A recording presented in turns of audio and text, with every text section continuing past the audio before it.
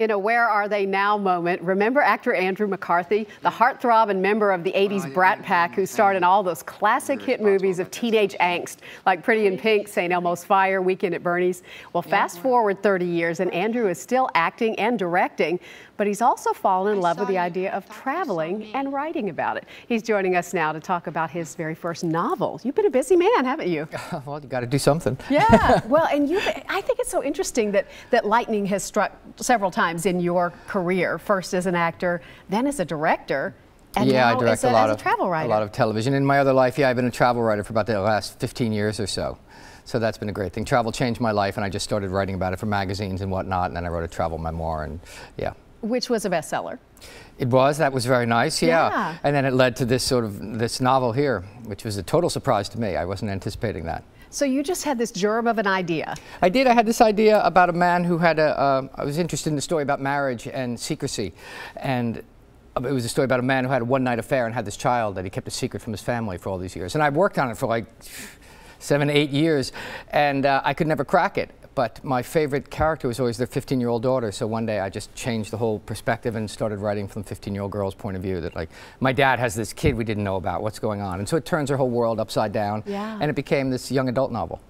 Nice, nice. Well, I've just read the beginning of it, and I love it already. A little older than young adult, but I think this probably will resonate with a lot of people. Well, it's interesting. Young adult novels, the majority of readers of it are adults, so I thought that was interesting, because I think it harkens back to sort of like all the movies that you were introducing there.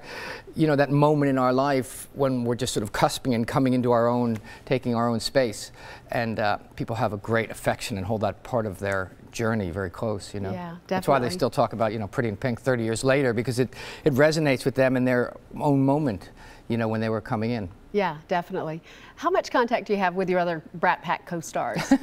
I talked to him, and I just tweeted with John Cryer last week. I got an email from Molly, you know, so we're all around. Yeah, it's neat to see the way everyone's career has evolved. Well, it's interesting. Yeah. It's interesting, you know, people, for a group of people that were sort of doing this thing 30-odd years ago, most of them had interesting and varied long careers. So it's, you know, that's an interesting process. Yeah, tell me about your directing. I mean, drop some names. You've directed some really well-known shows. I direct a lot of that show, Orange is the New Black, which is a lot of fun. Yeah, it's a bit like herding cats, but it's crazy. Probably. And it's fun. I do a lot of the show The Blacklist, and some Grace and Frankie, and just various shows. Yeah, that's a lot of fun. Nice. You're based in New York. I do. I live in New York, yeah. But do you spend a lot of time on the West Coast? I try not to, because my family, I have 3 kids, so I try and stay at home as much as I can. Yeah. Yeah. What attracted you to travel?